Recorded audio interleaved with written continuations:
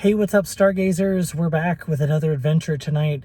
We're going out to West Utah Desert here, and just west of Salt Lake City, about an hour, where it's Bortle 2 skies out there. So it's going to be really, really dark. And we're going to take the RASA 8 out. We're going to try a couple of things, and we're going to get rocking and rolling.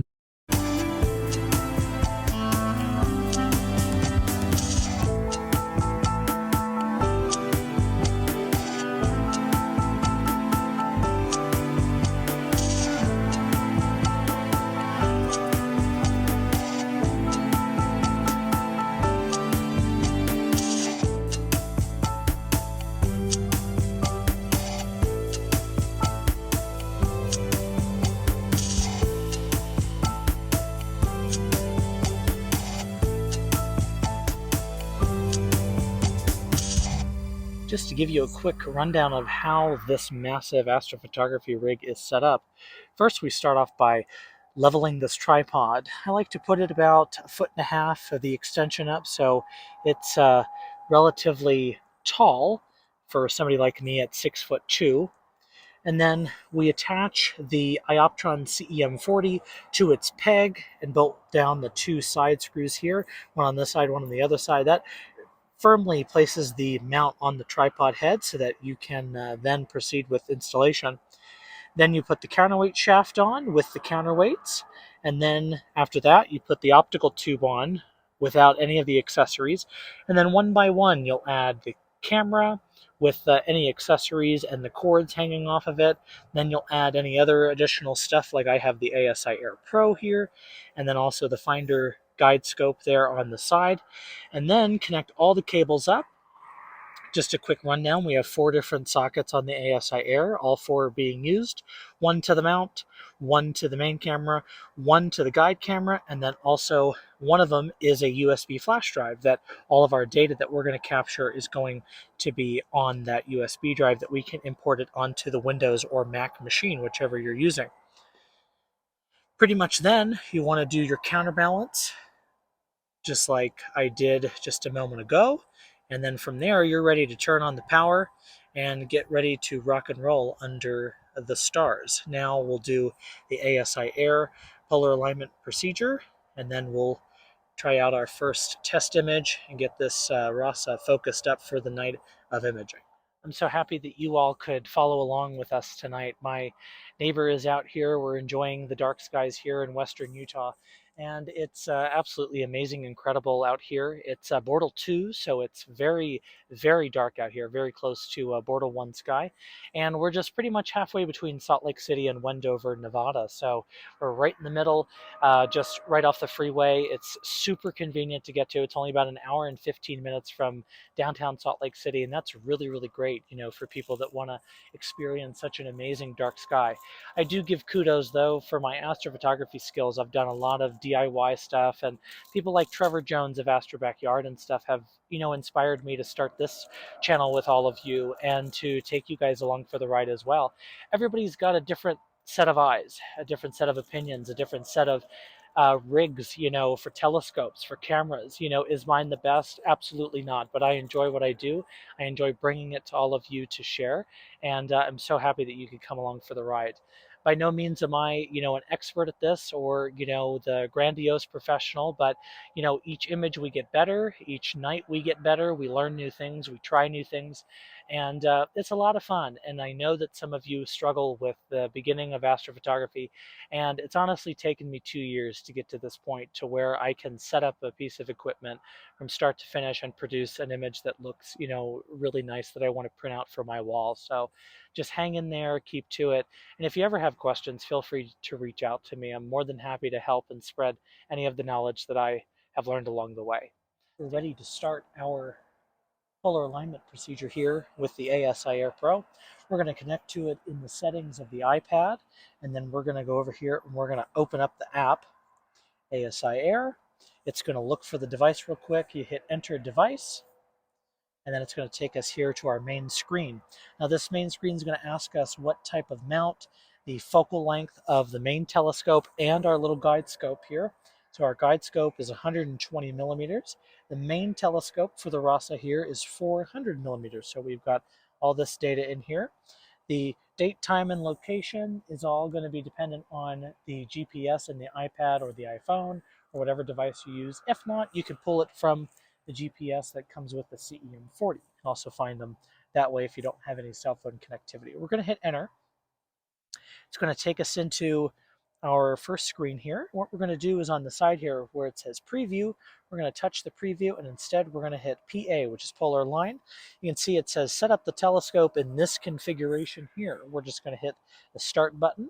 It's going to shoot a photo real quick. It's saying it's already detected 1,000 stars, and it's going to rotate the optical tube axis here 60 degrees. So we'll hit next, and it's going to just start rotating that way. And then once it's done, it's going to take another photo, and then it's going to show us the error of the polar alignment. And that's then what we're going to go back here and tweak using the up, down, left, and right knobs on the mount. We're going to adjust it to be perfectly in the center, or as close to as perfect as you can get it. The better your polar alignment, the better accuracy of your go-to, and the less guiding that is needed, because the better polar aligned you are, the least amount of corrections it needs to be able to make. So super simple process once you get the hang of it, but you have to do it every single night on a German equatorial mount or a center balanced mount like this. So we're going to hit let's go. You can see here it tells me I'm 1 degree off up and 2 degrees off to the left. So I'm going to adjust the mount here real quick and get this thing polar aligned properly.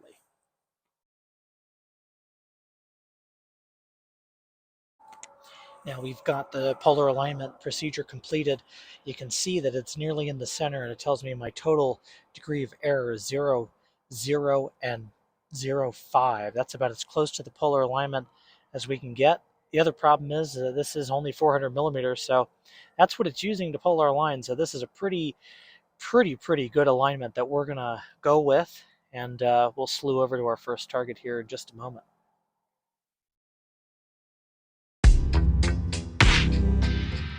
Almost instantaneously.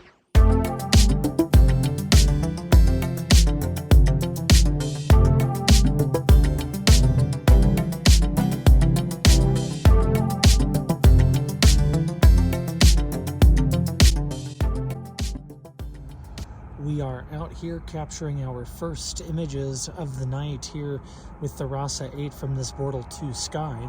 And the first preliminary photo of the Andromeda Galaxy looks very promising here. This is a one single 2-minute exposure here of Andromeda, and it looks absolutely incredible with all the color and detail in the galaxy there. So I'm going to take a few of these and just stack them up later. I'm not going to spend hours and hours on this. Our main goal tonight is going to be the Heart Nebula, but I just have to wait for it to get a little higher in the sky for us. But that'll be next on the list. But we just decided to stop by Andromeda since it's nice and high in the sky, and turning out to be exactly the night we had hoped for. After making a pit stop over at Andromeda Galaxy, we also did a pit stop at the Triangulum Galaxy before we continued on here to the Heart Nebula. You can see this is just a single 5-minute exposure, but you can see the structure that's outlined here in the shape of a heart. So this is a really interesting nebula. It's got some dark, some light, and it's also got a star cluster right in the middle. So it'll be interesting to process this one later and kind of create that depth effect where you can see this, the highlights, lowlights, and then the star cluster in the middle. But as for right now, we are guiding extremely well for this target, and we're taking 5-minute exposures per piece. So the tracking is really nice on this tonight. And so far it's looking good, but we got a couple hours of this data to capture before we can say it's a project well done.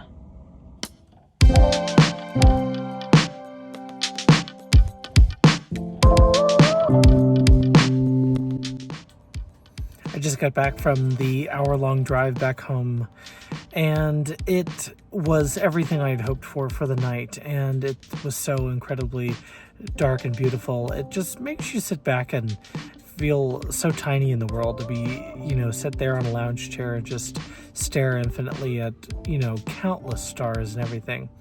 And I can't thank my dad enough for getting me into this hobby by taking me to the observatory for the first time when I was a 11-year-old, and meeting some absolutely incredible people along the way that fed this fuel of a hobby to me. And it is absolutely crazy, and I'm so thankful each and every night I get to go out under the stars and do what I like to do and take pictures, and it's just really exciting, and I'm hopeful that you guys enjoy this stuff as well, and we'll keep watching of the more content I have coming in the future. But for now, time for bed and get some sleep and some editing, some photos in the morning.